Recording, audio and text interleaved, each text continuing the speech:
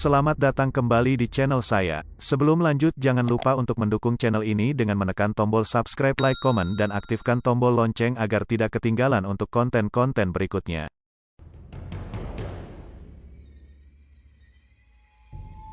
Di hari yang cerah, terlihat pemandangan dalam sebuah ruang kelas. Nampak di tengah pelajaran yang sedang berlangsung, salah satu murid perempuan yang bernama Lucy dipanggil oleh sang guru. Menyusul adanya permintaan dari seorang pria yang agaknya seperti anggota kepolisian. Murid perempuan itu pun kemudian meninggalkan kelasnya dan menyisakan tanda tanya besar pada beberapa murid lainnya, termasuk Elizabeth. Murid cantik yang biasa dipanggil dengan Lizzie itu pun terlihat sempat membicarakan tentang Lucy bersama dengan salah satu temannya yang bernama Amanda ketika mereka berada di bus sekolah dalam perjalanan pulang. Meski Amanda tidak tahu secara pasti alasan dipanggilnya Lucy, namun ia sempat mengetahui bahwa ibu dari teman sekolahnya itu merupakan sosok yang aneh dan secara kebetulan juga sempat didatangi oleh polisi beberapa hari kemarin. Dalam film ini, Lizzie dikisahkan sebagai gadis yang baik dan penurut. Bahkan ia selalu memberi kabar pada ibunya yang bernama Madeline melalui telepon tiap sudah sampai di rumahnya bersama dengan adiknya yang bernama Bobby. Malam itu mereka melalui waktu bersama keluarga yang hangat dan penuh cinta seperti biasanya. Namun ternyata di luaran sana tak begitu jauh dari rumah tersebut terlihat seorang pria misterius yang tengah menggali tanah. Dan tampaknya ialah yang akan mengubah kebahagiaan itu menjadi petaka. Lalu kisah ini pun dimulai. 6 September 2006, aktivitas yang cukup sibuk dilakukan oleh semua penghuni di rumah tersebut. Sang ayah yang berangkat kerja lebih awal bersama dengan temannya. Sementara Lizzie dan Bobby berangkat ke sekolah dengan diantar oleh ibunya. Sayangnya, perjalanan ke sekolah itu sempat diwarnai oleh sedikit pertengkaran karena Lizzie yang tidak sengaja meninggalkan maskaranya di kamar, berniat untuk kembali mengambilnya. Namun Madeline jelas menolaknya karena waktu yang sudah tidak memungkinkan untuk kembali ke rumah. Ditambah lagi seorang gadis sekolah seperti Lizzie juga seharusnya tidak terlalu masalah jika bersekolah sehari saja tanpa riasan wajah. Di sekolahnya, Lizzie juga bertemu dengan Case yang merupakan pacarnya, sekaligus juga berada satu kelas dengannya. Hubungan keduanya juga terlihat cukup baik. Bahkan mereka sempat jalan bersama sepulang sekolah. Hingga kemudian mobil jemputan Case pun datang yang lalu membawa serta Amanda di dalamnya. Sedangkan Lizzie yang sempat ditawari untuk ikut diantar menggunakan mobil malah menolaknya dengan beralasan bahwa jarak menuju rumahnya sudah tidak terlalu jauh. Alhasil gadis itu pun kini harus pulang sendirian.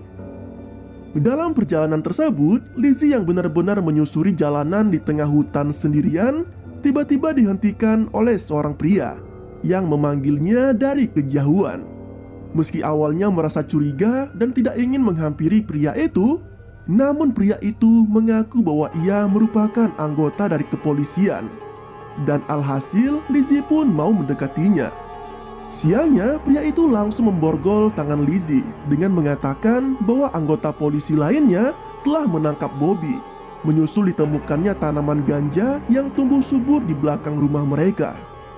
Lizzie yang mendengar keterangan tersebut jelas membantahnya karena merasa bahwa selama ini tidak ada hal aneh yang dilakukan oleh anggota keluarganya, apalagi Bobby yang masih terlalu kecil untuk berurusan dengan narkoba. Namun ia yang sudah terlanjur diborgol tak bisa berbuat banyak.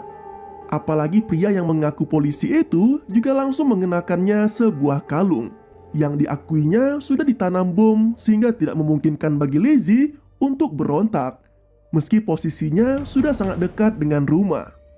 Anehnya, pria itu bukannya membawa Lizzie ke rumah, melainkan justru membawanya semakin jauh dari rumahnya, yang sontak menimbulkan rasa curiga yang sangat besar. Meski tetap saja kondisinya kali ini tidak memungkinkannya untuk berontak. Sementara itu, Bobby yang sedang bermain game di rumahnya mendapat telepon dari ibunya yang menanyakan tentang kondisi rumah. Karena kali ini tidak biasanya, Lizzie tidak menelponnya seperti yang biasa ia lakukan. Dari sinilah Madeline akhirnya mengetahui bahwa putrinya memang belum kembali dari sekolahnya. Namun ia masih berpikir positif, karena mungkin saja Lizzie memang sedikit terlambat untuk pulang ke rumah. Hingga kemudian perasaan gelisah pun semakin berkecamuk karena Madeline yang juga menelpon Amanda ternyata tidak mendapatkan informasi apapun mengenai Lizzie. Bahkan teman sekolahnya itu juga sempat kaget ketika dikabari bahwa Lizzie masih belum pulang ke rumahnya. Bobby juga sempat diminta untuk melihat tempat pemberhentian bus sekolah yang biasa dilalui oleh kakaknya. Namun ia tak menemui Lizzie sepanjang perjalanannya. Hal itulah yang membuat Madeline akhirnya memutuskan untuk pulang kerja lebih awal. Di waktu yang sama, Lizzie yang sempat menghentikan langkahnya dan beristirahat sejenak, akhirnya mulai mengetahui siapa sosok pria yang telah membawanya. Pria itu mengaku bahwa ia bukanlah seorang anggota polisi, melainkan hanya pria biasa yang ingin menculik Lizzie. Ia juga sempat mengancam Lizzie untuk tidak kabur atau memberontak, karena ia bisa saja meledakkan kepala Lizzie menggunakan kalung bom yang telah dikenakan gadis itu. Tak lama setelahnya, perjalanan pun kembali dilanjutkan. Dan tibalah mereka di sebuah lokasi yang ternyata terdapat pintu bunker yang ditutupi oleh tumpukan daun kering. Dari sinilah diketahui bahwa sosok pria yang sempat diperlihatkan tengah menggali tanah di awal film tadi merupakan pria yang kali ini sedang menculik Lizzie. Seolah mengartikan bahwa penculikan kali ini memang telah direncanakan olehnya dengan cukup baik. Di dalam bunker, Lizzie tidak lagi diborgol dan kalung bom yang tadi sempat dikenakannya kini sudah dilepas. Namun malangnya, gadis tersebut malah diberikan kalung rantai yang membuatnya tak bisa bergerak jauh dari tempat tidurnya.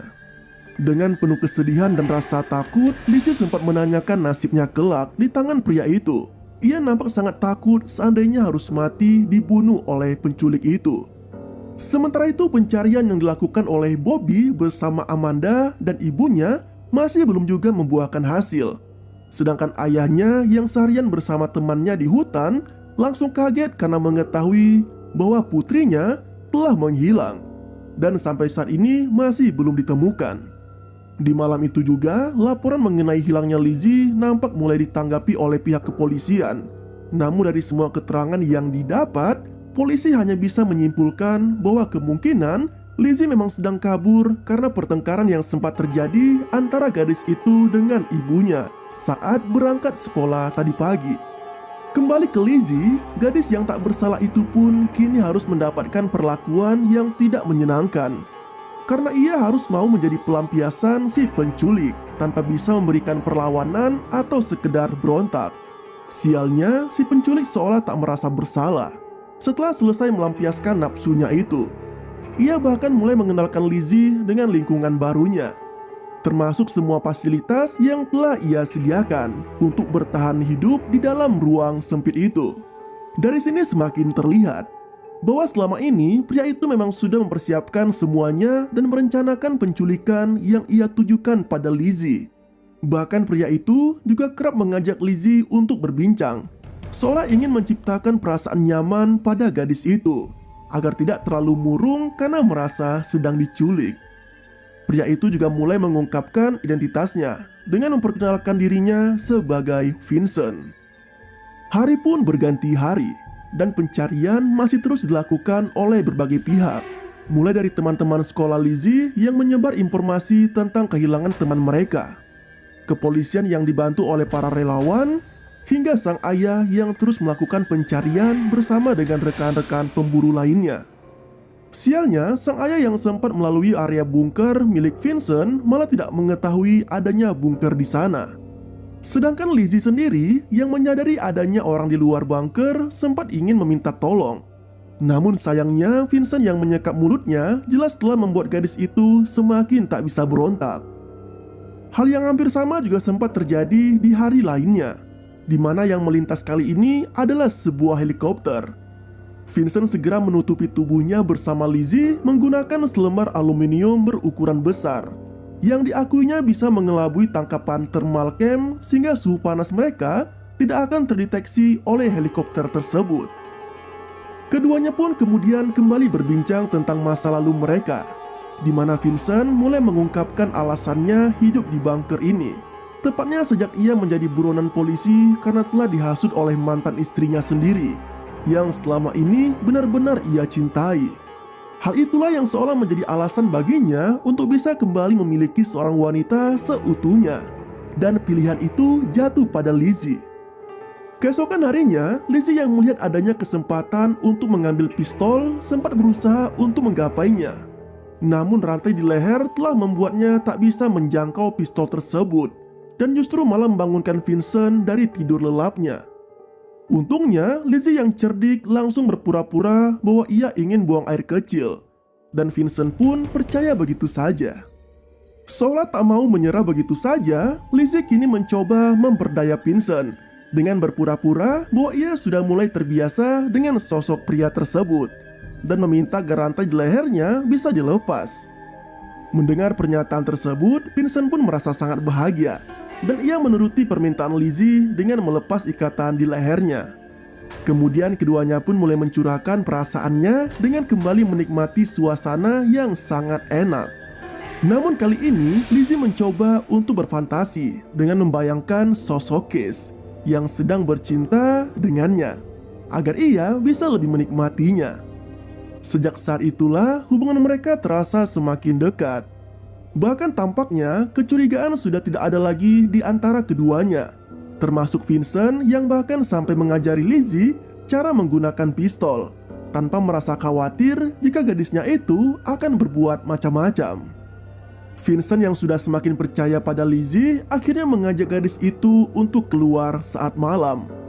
Mereka menuju ke sebuah bangkai mobil yang ternyata di dalam bagasinya sudah tersedia berbagai kebutuhan hidup yang diperlukan oleh Vincent. Dari sinilah sedikit terungkap bahwa sebenarnya keberadaan Vincent memang telah diketahui oleh seseorang. Bahkan orang itulah yang selama ini diminta Vincent untuk bisa menyiapkan seluruh kebutuhan hidupnya dengan perantara bagasi bangkai mobil tersebut. Namun tak lama dari itu, cahaya bulan yang sempat dikira lampu sorot dari helikopter telah membuat Vincent dan Lizzie segera beranjak dari sana. Momen inilah yang kembali dimanfaatkan oleh Lizzie untuk melepas salah satu sepatunya, guna meninggalkan jejak untuk menjadi petunjuk bagi tim pencari yang menemukannya. Di hari ke-7, Lizzie yang telah bangun lebih dulu dari Vincent berusaha untuk mendapatkan ponsel si penculik itu. Gadis tersebut dengan segera mencoba mengirimkan pesan singkat pada ibunya. Meski upaya itu harus dilakukannya berulang kali, mengingat susahnya sinyal di dalam bunker. Ia lalu menghapus pesan yang baru saja dikirimnya agar tidak ketahuan oleh Vincent. Lizzie juga sempat meraih pistol Vincent dan berusaha untuk menembak pria penculik itu. Namun pistol tersebut malah terkunci dan tak bisa menembak saat itu juga. Hingga mau tak mau, aksi itu pun terpaksa diurungkannya. Sementara itu, Madeline dan suaminya yang sudah semakin bingung mengenai kondisi putrinya malah semakin putus asa. Karena petugas polisi menyatakan bahwa pencarian akan dihentikan sementara. Mereka berdalih bahwa pencarian sudah dilakukan hingga lebih dari 20 mil. Namun tetap belum menemukan adanya tanda-tanda kehidupan dari Lizzie. Dan seolah mengindikasikan bahwa kemungkinan gadis itu bisa saja tewas di suatu tempat. Di hari berikutnya, Madeline dan suaminya yang benar-benar sudah putus asa akhirnya mulai mendapatkan angin segar. Setelah pesan singkat yang sempat dikirim Lizzie kini sudah masuk ke ponselnya. Mereka pun akhirnya melaporkan soal pesan singkat tersebut kepada pihak kepolisian. Dan alhasil pencarian pun kembali dilakukan. Berbekal nomor ponsel yang digunakan Lizzie itulah akhirnya polisi menemukan data registrasi dari nomor tersebut yang ternyata terdaftar menggunakan identitas seorang wanita bernama Catherine tepat 3 bulan sebelumnya. Tuduhan pun kini semakin mengarah pada sosok Vincent yang merupakan pacar dari Catherine yang sekaligus juga sempat buron atas kasus kekerasan seksual yang pernah terjadi setahun yang lalu. Meski awalnya wanita itu menolak untuk memberitahu yang sebenarnya dan selalu berdalih bahwa ia telah putus hubungan dengan Vincent, namun polisi yang tidak percaya tetap menggeledah tempat tinggal Catherine. Dan akhirnya mereka pun menemukan adanya pintu rahasia yang mengarah pada bunker di bawah tempat tersebut. Dalam kondisi yang sudah terpojok dan bisa diancam oleh dakwaan karena telah menyembunyikan seorang buronan, akhirnya Catherine mengakui bahwa selama ini ia selalu menyiapkan segala kebutuhan termasuk makanan yang diminta oleh Vincent dengan memanfaatkan bagasi dari bangkai mobil di hutan tersebut. Polisi yang mendapati fakta tersebut kini semakin persempit pencariannya dengan hanya berfokus pada area sekitar bangkai mobil itu dan menyimpulkan bahwa kasus hilangnya Lizzie merupakan murni penculikan yang kemungkinan besar dilakukan oleh Vincent. Di dalam bunkernya, Vincent yang melihat berita tentang pesan singkat yang dikirim dari ponselnya serta indikasi tempat persembunyiannya yang telah diketahui oleh pihak kepolisian jelas membuat pria itu panik luar biasa. Apalagi ia merasa sudah dikecewakan oleh sosok perempuan yang telah benar-benar ia cintai. Pertengkaran pun sempat terjadi karena Vincent merasa sangat marah sekaligus kecewa pada Lizzie dan menuduh gadis itulah yang telah menggunakan ponselnya secara diam-diam untuk berkirim pesan pada ibunya.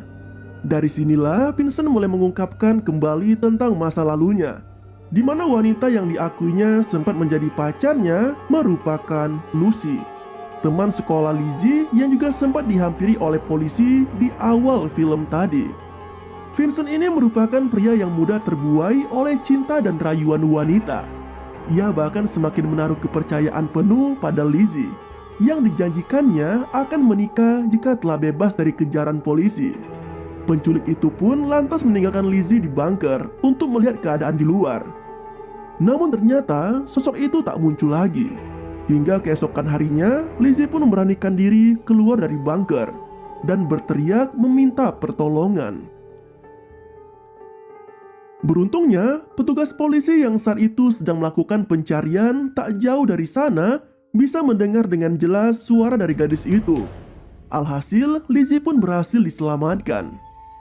Di akhir film, Lizzie yang sedang mendapat penanganan oleh tim medis di rumah sakit akhirnya bisa kembali berkumpul dengan keluarganya. Terlihat raut wajah bahagia darinya dan juga keluarga lainnya. Sedangkan nasib Vincent, ia dikabarkan sudah ditangkap oleh pihak kepolisian di lokasi lainnya dan dihukum atas banyaknya tuduhan dan masa hukuman penjara selama 421 tahun tanpa adanya pembebasan bersyarat dan lainnya. Lalu film pun berakhir dengan begitu santuy.